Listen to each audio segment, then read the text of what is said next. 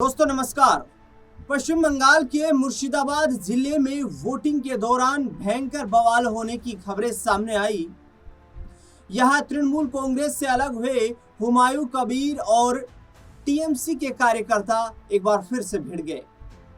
बीच मतदान हुमायूं कबीर के खिलाफ जबरदस्त नारेबाजी हुई। इतना ही नहीं, वहां पर तैनात सुरक्षा कर्मियों के साथ धक्का मुक्की की खबरें भी सामने आई और इन घटनाओं के बीच एक बार फिर से मुर्शिदाबाद में हुमायूं कबीर चर्चाओं में आ चुके हैं। मुर्शिदाबाद के नोदा में टीएमसी ब्लॉक अध्यक्ष हुमायूं कबीर से बहस में उलझ गए। टीएमसी ब्लॉक अध्यक्ष और हुमायूं कबीर के बीच तीखी नोकझोंक हुई। हुमायूं कबीर बहरामपुर लोकसभा सीट की रेजीनगर विधानसभा सीट से आम जनता उन्नयन पार्टी के उम्मीदवार के रूप में चुनावी मैदान में उतरे और उन्होंने पहले टीएमसी से इस्तीफा दे दिया था। हुमायूं कबीर के खिलाफ बीच वोटिंग चोर चोर के नारे भी टीएमसी कार्यकर्ताओं के द्वारा लगाए गए। हुमायूं कबीर ने टीएमसी पर आरोप लगाया है कि ये लोग चुनाव का माहौल बिगाड़ रहे हैं, जिसके बाद टीएमसी समर्थकों ने जमकर नारेबाजी की। विरोध प्रदर्शन हुआ, लेकिन सुरक्षा कर्मियों की सूझबूझ से हाथापाई बच गई। टीएमसी के कार्यकर्ताओं ने हुमायूं कबीर को बीजेपी का एजेंट बता दिया। रेजीनगर सीट से चुनाव लड़ रहे हुमायूं कबीर अपने क्षेत्र की अलग अलग पोलिंग बूथों पर जाकर उन्होंने वोटिंग का जायजा लिया।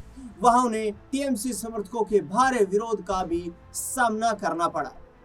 ऐसे में आज आपको बताते हैं कि आखिरकार रेजीनगर विधानसभा सीट जो है, इसका सियासी समीकरण क्या है और आखिरकार क्या हुमायूं कबीर इस सीट से जीत पाएंगे या नहीं जीत पाएंगे। दरअसल नोदा में देसी बम से कई घायल हुए।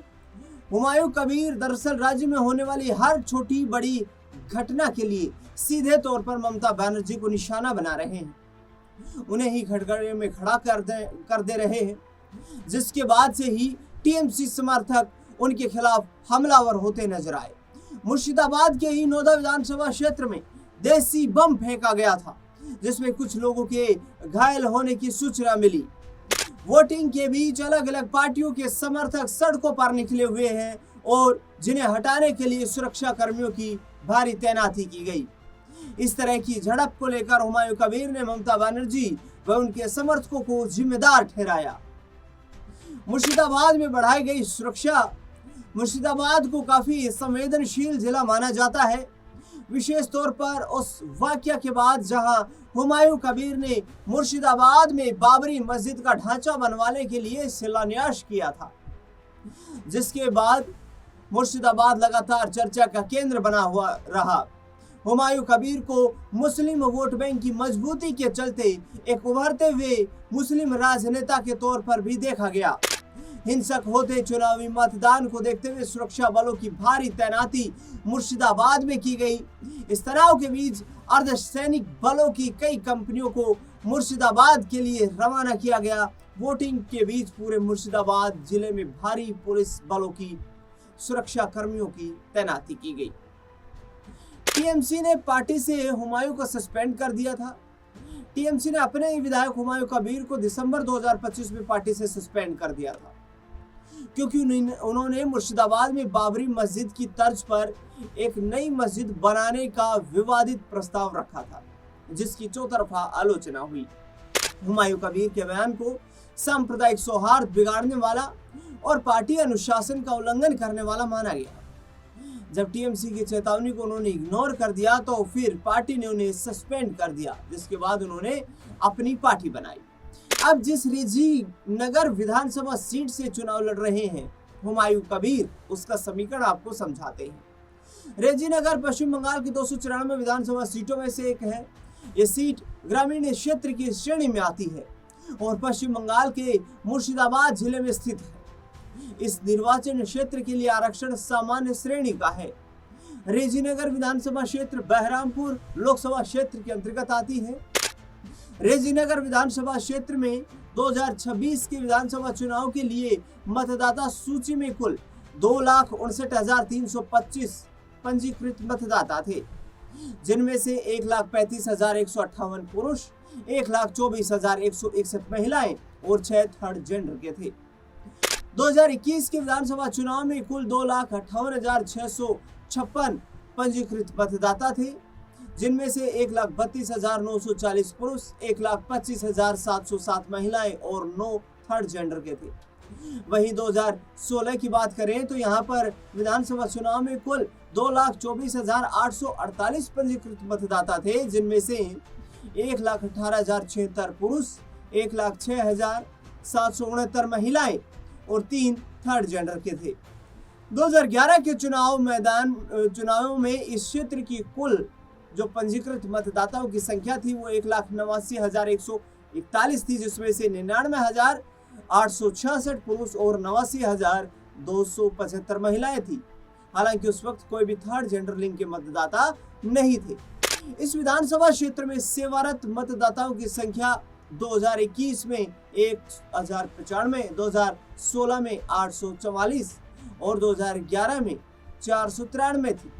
इस क्षेत्र में 2026 में मतदाताओं का लिंग अनुपात प्रति 1000 पुरुष 919 महिलाएं था, जो 2021 में यह 946 और 2016 में 904, इसके साथ साथ 2011 में 894 आंका गया था। बीजेपी की टिकट पर भी चुनाव लड़ चुके हैं हुमायूं कबीर पर कई आरोप लगते रहे हैं। 2021 के पश्चिम बंगाल विधानसभा चुनाव में टीएमसी के रबीउल आलम चौधरी ने इस निर्वाचन क्षेत्र में भाजपा के अरविंदा विश्वास को 68,268 वोटों से चुनावी मैदान में हराया, जो कुल डाले गए वोटों का 32.68% था। 2016 में कांग्रेस के रबीउल आलम चौधरी ने इस सीट पर भारतीय जनता पार्टी के हुमायूं कबीर को 5560 वोटों के अंतर से हरा दिया था, जो निर्वाचन क्षेत्र में डाले गए कुल वोटों का 3.01% था। 2011 की विधानसभा चुनाव में कांग्रेस के हुमायूं कबीर ने इस सीट पर आरएसपी के सिराजुल इस्लाम मंडल को 8,761 वोटों के अंतर से हराया था, जो सीट के लिए डाले गए कुल वोटों का 5.62% था।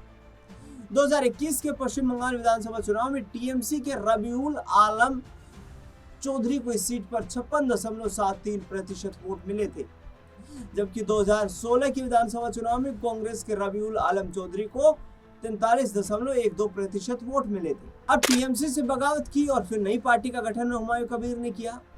हुमायूं कबीर को निलंबित कर दिया गया था। विधायक हुमायूं कबीर ने निलंबन के बाद पार्टी से बगावत करते हुए अपनी नई राजनीतिक पार्टी का गठन किया था।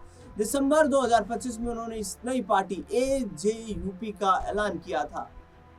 हुमायूं कबीर ने 2026 में पश्चिम बंगाल विधानसभा चुनाव में असदुद्दीन ओवैसी की पार्टी एआईएमआईएम के साथ गठबंधन करने की भी घोषणा की थी, लेकिन इसके बाद हुमायूं कबीर पर 1000 करोड़ रुपए के कथित स्टिंग ऑपरेशन के बाद एआईएमआईएम ने गठबंधन तोड़ने का ऐलान कर दिया था।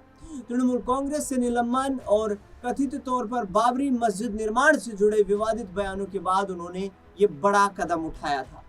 लेकिन अब देखना दिलचस्प होगा कि मुस्लिम बाहुल्य ये रेजीनगर विधानसभा सीट, जहां 65% से ज्यादा मुस्लिम आबादी है, मुस्लिम मतदाता हैं, वहां पर क्या हुमायूं कबीर कोई कमाल दिखा पाएंगे या टीएमसी और कांग्रेस पार्टी में यहाँ पर एक दूसरे में जीत और हार की जंग देखने को मिलेगी। इस खास रिपोर्ट को लेकर के आपका क्या कुछ कहना है, आपकी क्या राय प्रतिक्रिया है, उसका हमें कमेंट बॉक्स में बहुत इंतजार रहेगा।